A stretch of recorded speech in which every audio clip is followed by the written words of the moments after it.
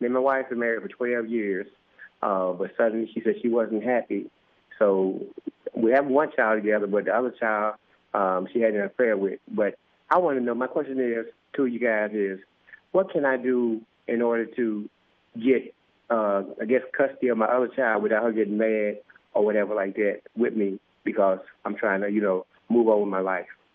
All right. Thank you for your call, James, and your advice for James. All right, if I understood correctly, James, you're asking because you have a child outside of the marriage. And so what you're wanting to do is try to seek what anybody would call is like a third-party custody action.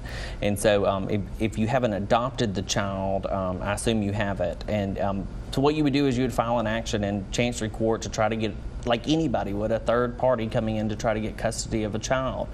The thing that you'll have to show is that she is an unfit parent, and I don't know the specifics of this child's father or biological father, but he would probably, if he's in the child's life, he would have to be made a party to that too.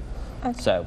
Okay, and you mentioned unfit parent. Sure. Just to explain unfit, because there's some different terminology or just understanding of what that means in the court's eyes. Sure, and I think it's a hard term to understand, and the reason is because in Chancery Court with custody actions, when we are trying to determine who gets custody and who may or may not be unfit, our chancellors have a lot of discretion, and that's because everybody's situation is totally different. There's all kinds of different parenting styles and co-parents, and there's people who will never be able to co-parent.